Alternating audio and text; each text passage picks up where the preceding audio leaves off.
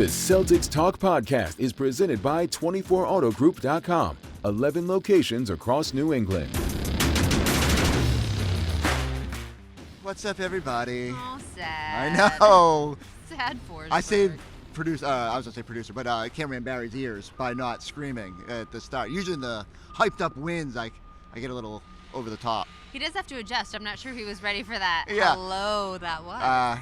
Unfortunately. Are you really that low after this loss? No, I'm not like low in general. I do think I'm slightly discouraged that one of the things I've said repeatedly this year is, the Celtics get up for the big ones. Like they're always, and then you look at this homestand, bookended by losses to the two teams that you really feel like you're going to have to go through. So I don't think it's indicative of that they can't win another title because they didn't win 2 regular season games. Just all the other good stuff that happened in this homestand, and the Laker win was fun, and there was moments in there. If you had asked before, like, which games do you want, everyone's going to say Cleveland and Oklahoma City. No, I think everyone would have said Lakers. Really? You could feel the difference in that game. I mean, Luka In the moment, and LeBron. yes. You mean just looking big picture? Yeah. To me, Okay, here we I go. agree Voice with of you. reason. I do agree with you that it sucks to end this way after what was a very positive homestand, and you really felt like the Celtics were starting to ramp up towards the postseason. However, Wow. I would say, I know that Oklahoma City also not whole, but Kristaps Porzingis missing out would have been huge against this Oklahoma City team. They're different with Chet. It's also that the defense that the Celtics played, I don't think is indicative of what they would play in a 7-game series. We saw Hiding a little something? a plan that worked for the Denver Nuggets, which was denying SGA the ball. You can't tell me the Celtics don't have the defenders to do that. And tonight, that was not part of the game plan. Listening to the guys post-game, everyone was confident in the game plan that was put out. I can't help that the only thing I question is that clearly Oklahoma City was happy with the Celtics shooting all of those threes, particularly in the first half. And then for Jaylen to repeatedly say that he wasn't able to meet that physicality, when you're playing on the perimeter for the first 24 minutes Right. and not using force to get into the lane, do you then have trouble when you do need to ramp it back up? So what was it? Was it game plan, or was it they just settled for? Because I bet Joe came in and said 1.18 points per play. I was going to say, and according to the team, it was not settling. They generated good looks. They were happy with the looks they got. They just missed them. Missed them in the second half, yes. Even in the first half, they weren't flowing. Lights out. We were trying to total it up. 63 threes. But seriously, talking to the players inside the locker room, Al Horford is fine with that number. Jaylen Brown, Jayson Tatum, fine with that number. My favorite comment of the night, Al, who was great in this game, and really saved them at the start too, him and Derek. Yeah. He said something like, we can use this as information. And the insinuation to me, there that's is, what I was saying. Is right. I feel like that's what this was about. I'm willing to say you can learn from it. I just think the Celtics, both sides, I want to give both sides the ability. Both sides needed to make a statement because the Thunder have been hearing Draymond say, no one thinks you're a real threat, no one takes you seriously. And then Celtics were sort of in this limbo land too, where people are like, are they the same team from last year? And, the Thunder took that message. Third game in 4 nights, having just come off a back-to-back against Denver, a team they're going to have to go through in the West. I was just super impressed. Like, I thought, I walk away more like impressed by OKC than necessarily fretting what Boston did. I agree with that. Okay. And that was another theme of the post-game press conference was give credit where it is due. And Oklahoma City brought the physicality, brought the fight to the Celtics, and came out on top. Ended up making more plays. The ones that they needed. I'm not going to linger on it because, I think they'll know they have to be more aggressive. That I wish they could have recognized it in the moment. I don't understand why they were maybe not quite. They were 11 of 12 at the basket. And that showed that when they got there, they were making good things happen. They just weren't committed to doing it over and over and over again the way that Oklahoma City did. And it's hard. Like SGA, he just drives, and then when he isn't getting fouled, he's throwing in circus shots. That one of those was insane. It's ridiculous. Under that basket down there. That was... Big picture. Yes. The bigger question. What's going on with Kristaps? I don't know. I will say, as a mother of 2 young children who goes to the doctor all the time. If you have children in New England, you have been perpetually ill this winter. Always. Right. Well, fair. I mean, every Always. winter. Once they're inside and locked down, the germs just spread. So what I have gathered from that, viruses you cannot treat with a penicillin, with an antibiotic. And yes, so while Kristaps says it is an unidentified virus, I would argue many viruses are unidentified. Unless you test positive for the flu or coronavirus, it's just a virus that your body can't seem to kick. They almost were trying to, just quell the nervousness about it. But then you hear mysterious illness, and everyone's like, "Oh no, what is this?" Like, to your He's point, clearly not contagious. He doesn't have a fever, or else the Celtics wouldn't let him around the rest of the team. So that part is past. I think it is a matter of ramping back up, conditioning, making sure that he feels well enough to be able to contribute. I go back. I watched his full warm-up on that Lakers game Saturday night. He went 15 minutes, almost exact, as if like they were timing him. And then at 15 minutes, one of the trainers stood up, kind of conference with him, and he kind of sulked off the court. And you could tell he was disappointed. He wore his fancy suit. He wanted to be out there. He sort of hinted on Instagram that he thought he was going to play. Yeah. And look, he might. Which tells you that he was feeling well enough.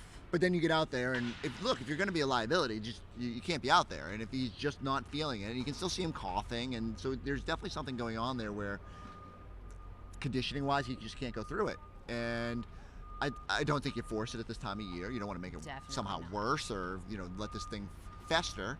But yeah, I think it'll. I think some Celtics fans are probably sitting here going, "Man, I really want to see him on the road just to feel a little bit better about him." I hope some of that South Beach sunshine help him out. Yeah. Always, right? Just right. It's really cures whatever ails me. Yes, cures everything.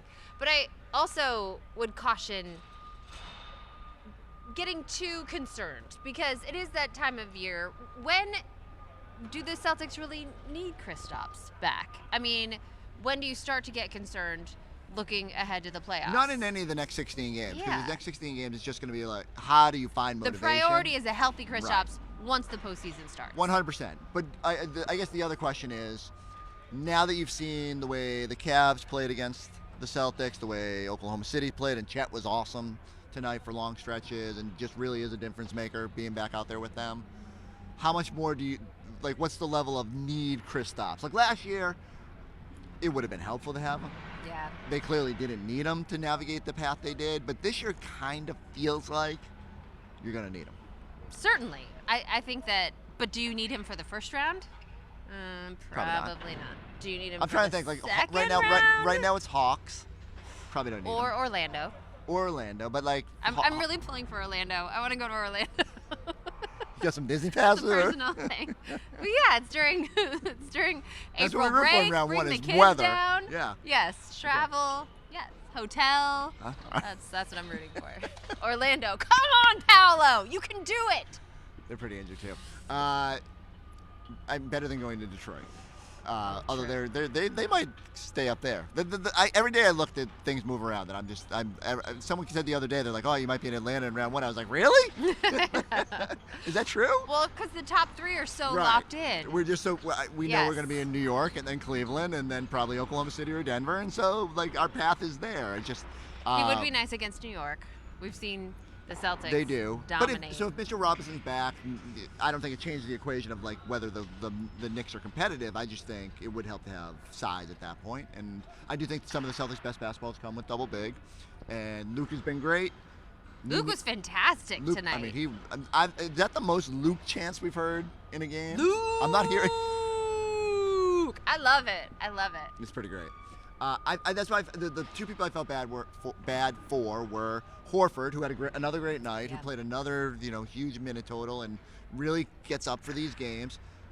My joke was going to be that if Oklahoma City lost this game or if they lose the final to the Celtics, they got to fire their medical staff because they took too good of care of Al, so that 5 years later he's still playing. Do you remember that the season he came back my after God. that and he was a spry young chicken?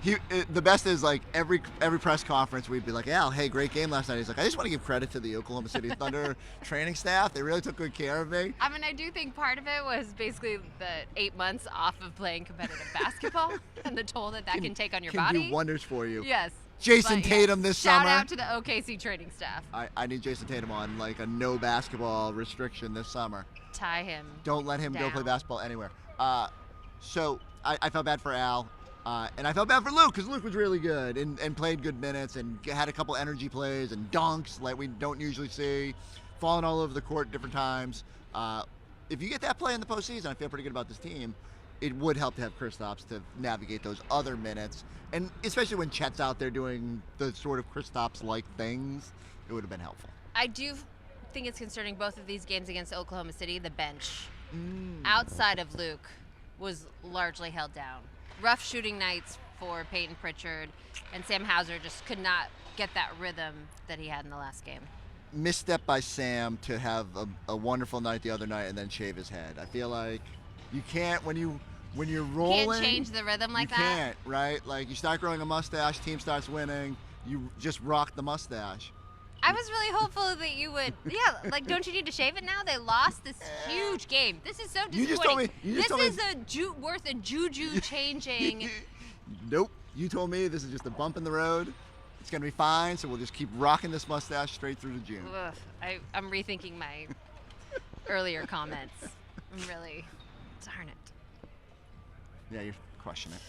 So, all right. So to sum up the first part of this pod, mad that they lost, because it's never fun when they lose. It's a lot more fun to talk about. Hey, look, the Celtics. Not that mad. Look at it. You started this. Frustrated that they lost to bookend this little homestand. But everything's okay. And now we just got to figure out what we're going to do for 16 more games. Because we're going west. That's what we're going to do. We're heading out. I mean, after Miami and New York, and then they'll go west. You got a pretty busy week next week. Pack it up. All right, we'll talk about Miami and Brooklyn in a minute, but here's more from our very sad and frustrated postgame show. Are you ready to enter the realm of affordable luxury? Drew Carter here at 24 Infinity of Plymouth, your go-to destination for affordable luxury. Right now, lease a new Infiniti QX60 Lux for just $569 a month. Or lease a new QX80 Sensory for $1099 a month. Ready to trade and upgrade? You'll get top dollar for your trade. Visit 24 Infinity of Plymouth at 151 Samoset Street and online at 24infinityofplymouth.com. You know what? I'm not going to take anything away from OKC. Yeah, I'm upset because I didn't like the way the game was officiated. But at the end of the day, I can't take anything away from OKC.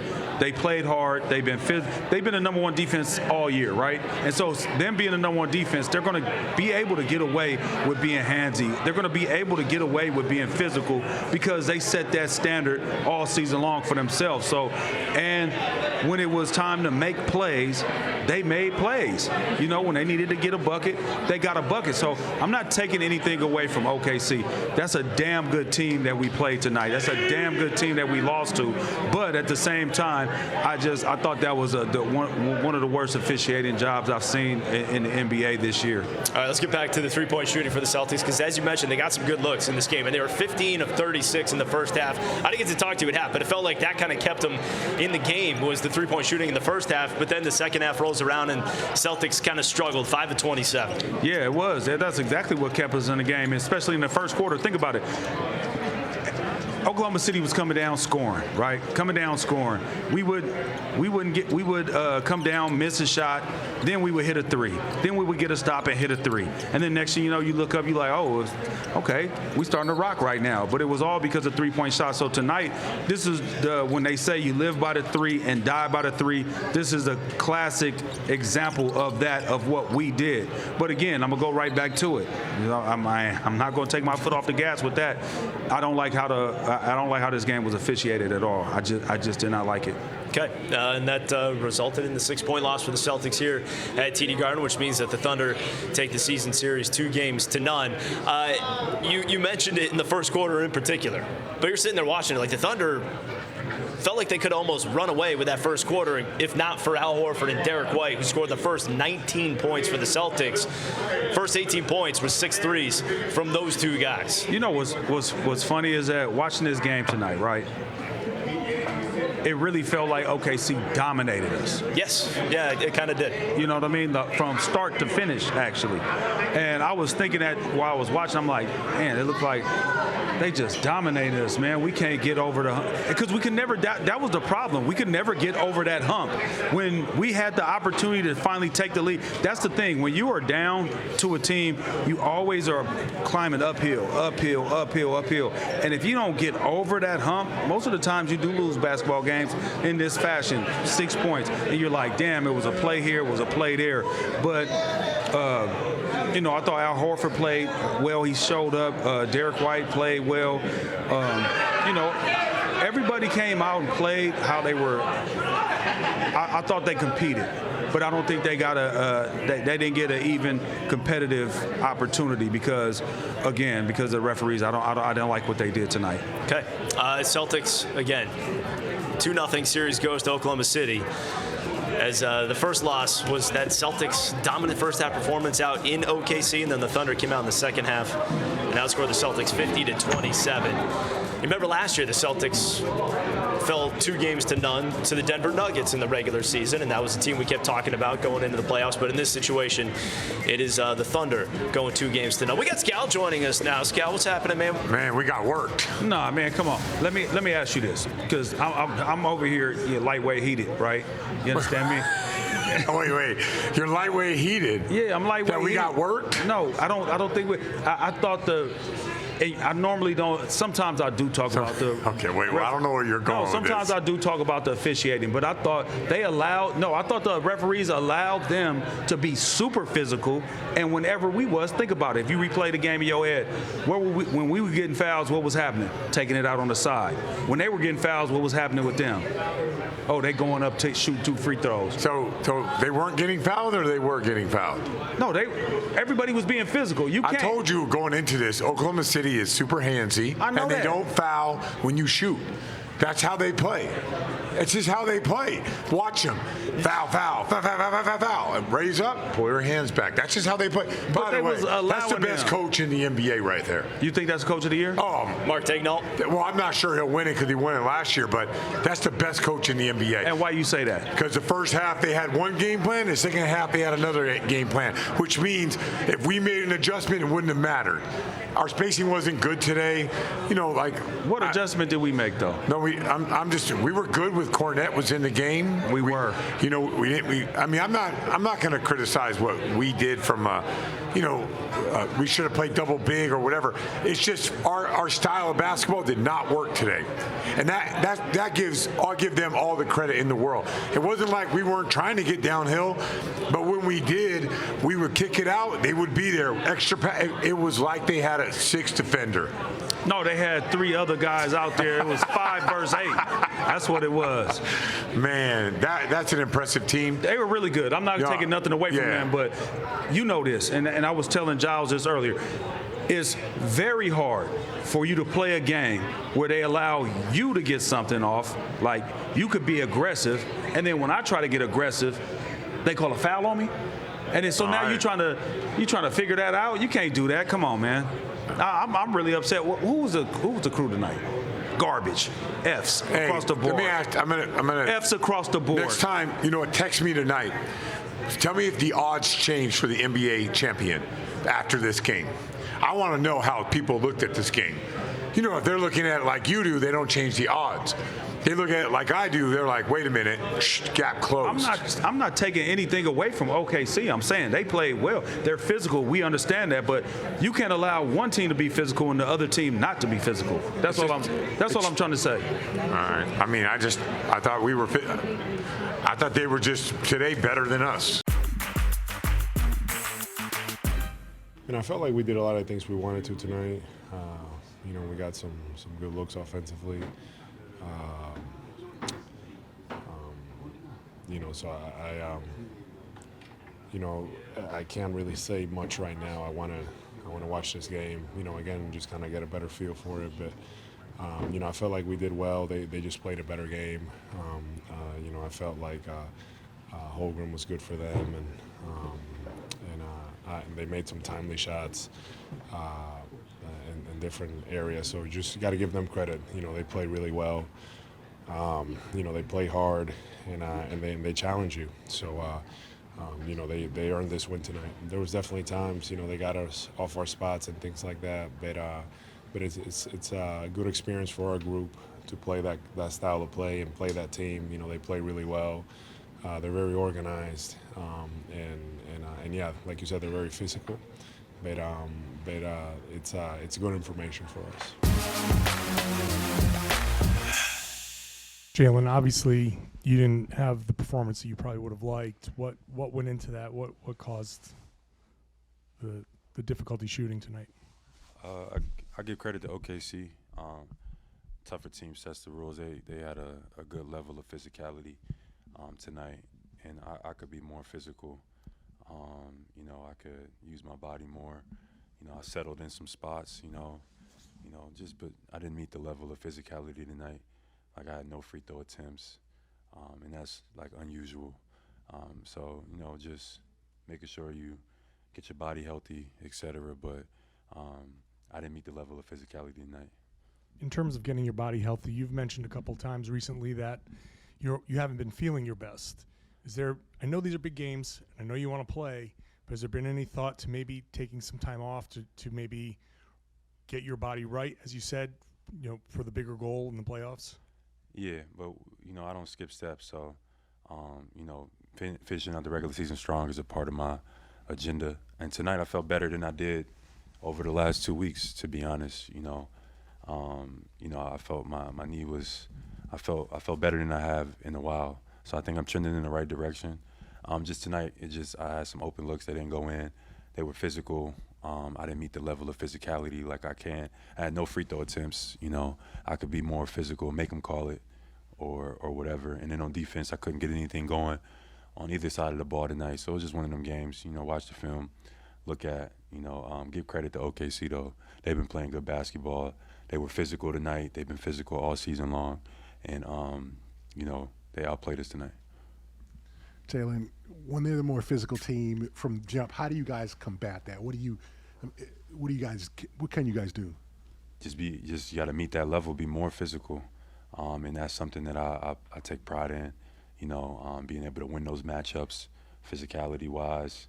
I didn't win those matchups tonight. I got some good looks, got to the paint. You know, took some early jump shots that some plays I wish I could have back. I could put guys in the rim. I could be more physical. I can get to the free throw line. I could, you know, draw the paint even more for some of those kickouts. And I just didn't meet that level tonight.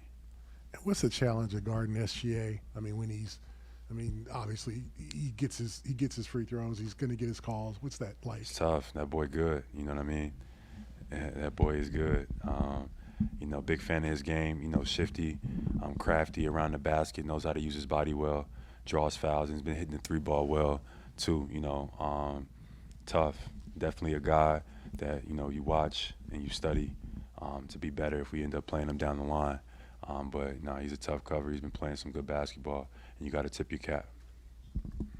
Jaylen, hard to match the level of physicality when you're dealing with foul trouble. I mean, both you and Derek fouled out. I don't remember the last time that has happened. How challenging was that, and why? Yeah, I mean, it just was one of those games. I'm not even going to blame officiating or nothing like that. Just one of those games where couldn't get anything going offensively or defensively. You know, it was maybe some tough calls that could have went the other way or not. But, you know, definitely OKC was a tougher team for a large stretch. Hartenstein came in, was aggressive. Holmgreen, Wallace, all of those guys used their physicality. And I got to be better at meeting that level. So, you know, that's on me. And we just got to look forward to, you know, every single game. And in the playoffs, you know, that's going to be key, is meeting that level. So health is key, and we'll be ready. Jaylen, their defense is so connected that every time you guys try to swing the ball, they would somehow catch up. What's so difficult about trying to get away from them and get the kind of rotations out of them that you get against most teams? Yeah, they recover fast. Even their guys that you would think that you can attack, you know, put up a good fight and use physicality. So you got to give credit to OKC. They're well coached. They're connected on defense. So you got to play. You got to play basketball. You got to make plays. And that's where, you know, just you comes in and just, you know, winning those matchups. nothing you could draw up. You know, I thought we got some good looks. Thought we got some, you know, we had a good game plan. Just got to win those matchups. We didn't win them tonight. I didn't win mine tonight, so that cost us the game. Jayson, defensively, I mean, you guys, even though you had some tough shooting, you guys put up enough points. Defensively, what was it that they were doing that made it tough to stop? You know, I think just, you know, playing against another, you know, contending team, you got to really focus on the margins. You know, some live ball turnovers, giving a team like that second and third chance opportunities on rebounds, whether it was the foul at the end of the first quarter, you know, just little things like that against a really good team can be the difference. And, you know, just cleaning up things like that. I mean, they got 35 free throws, and, you know, maybe we fouled them, maybe we didn't. And, you know, their team, they shoot a lot of free throws anyway. So, but just finding areas where maybe we could limit some, you know, slap down fouls or, you know, fouling a jump shooter, things like that we could try to eliminate to bring that number down a little bit. What was the issue in that stretch? I think from like 8 to 4.5 in the fourth when you guys gave up that 8-0 run, had I think a few different open looks seemingly not go down. Was it just as simple as some clean looks not going in, or did they do anything else to jam you guys up there? I mean, honestly, I think on the offensive end, we generated some really good looks. I mean, you know, I bet a few guys, you know, wish they could have some shots back that they would normally make. And sometimes it's as simple as that, to make a mislead. But, you know, we have all the confidence in the world in those guys taking the right shots. And, you know, we swing it to the corner, we drive, we draw two, pass up a good shot for a great shot. You got to live with the result. You know, we missed 43 threes tonight, so that won't always be the case. And what do you take away from these two games this year against the Thunder, a team you guys could obviously potentially see in a few months? I mean, really good team. Both ends of the floor, well coached. You know, they play the right way. They know what they want to do on both ends. It's a lot of fun. It was a high-level game against two really good teams with a bunch of good players out there. You guys went 5 for 27 from 3 in the second half, but despite that and dealing with their physicality, it was only a 3-point game after halftime. So what did you think of the team's ability to just stay the course and continue to stick with the game plan as shots aren't falling and you're dealing with losses on the margins and Oklahoma's physicality? I mean, we're a really good team. We normally find a way to figure out how to win. Even if we're not shooting the ball well, we put ourselves in a position, you know, to still, you know, make it close or be in the ball game by doing all the little things. And, you know, sometimes you don't make shots. Jayson, what can you do in terms of how do you take the information from this game and kind of put it toward the rest of the season and the playoffs? I mean, that's a team that wants what you have, so does Cleveland. How do you kind of take that, and does it motivate you? How do you walk away from this game? Just everybody has to be a little bit better, and like I said, better in the margins, the little things. When you're playing against, you know, contending teams that not really gonna beat themselves, you know, those little things. Make sure you get the 3 for 2, not fouling jump shooters at the end of the clock. No live ball turnovers, things like that. You got to be a little bit better. We all do. And, you know, we will. And is it motivating knowing that people, I mean, you're probably not going to be the favorite going into this thing, that maybe, I mean, people are going to say Oklahoma City and Cleveland are better because they have more wins and they've beaten you? Is it motivating? I guess. We'll see when we get there. You guys just played pretty much all the top contenders in the league to the title, and you've got about a month left in the season. Looking back on where you guys were a few months ago, you're a a lot sharper, playing a little bit more intense now. How do you feel about the team and the way you guys are playing and the momentum you have heading into the playoffs? Feel really good. Feel a lot better when we have everybody, whenever that is, and looking forward to having our full team and at full strength for this last stretch. And just kind of fine-tuning things up, getting ready for the fun part of all of this. Should be a lot of fun and excited to be up for the challenge, whatever that may be. All right, one of the two of us is going to South Beach tomorrow. I was saying, you have perked up mightily, and it's me who's going to Miami. I wish. You're right. It's not the same without you, Forsberg. It is not. But it's starting to warm up here, even though I did get an alert during the game that Today said was cold. It's snowing outside. What? It's just like a squall, I think. Nothing No. crazy. Although I did get an alert that said I put the snow boots away, Forsberg. No, it's not. I packed it's not them away. accumulating. It's not accumulating. It better my not. God. I only got one round of golf in. I need more. Because yesterday was great. Yesterday was beautiful. I walked around without a coat. And now it's snowing? I wore shorts on the golf course. It was beautiful. How do the Celtics find motivation after this homestand was filled with motivation when they go to Miami? Joe gets paid a lot of money. No. Stay ready, group. Let's go. Okay. They always have motivation. I didn't know you were doing there, but I get it I now. couldn't get the letters. I couldn't get the acronym in my head. It took me way too long. SRG. The SRG. Sring. Because you know what? All I care about is Jayson, Jaylen, Kristaps, Drew, Al. Stay healthy. So, yes. While that may not SHG, help. the Stay Healthy group. Yes. Yes. So that may not help with motivations on the floor. Yeah. That is all I care about. And again, to your point, you had mentioned how not a great night for the bench beyond Luke, and Peyton could use a couple more games where he just juices that Sixth Man of the Year. So maybe there's an opportunity to turn those guys loose a little bit. Certainly on the second night of a back-to-back, you wonder who's going to be available when they go to Brooklyn. I don't know. I think that's also been one of the great parts about this homestand, and that it was a different guy, from Derek White to Peyton Pritchard. As you head into the playoffs, the reality is you're going to need those guys at some point or another, a la the Clinic and Kelly Olynyk in a Game 7 in Washington, or Grant Williams with 7 threes in Milwaukee, Rob Williams from time to time. I'm already having a rough night.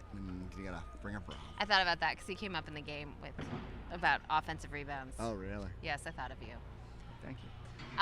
So I do think this is a time for those guys to really start ramping it up as well. And then I do think we will see the main guys start playing some big minutes, because you can't go from not playing to postseason action.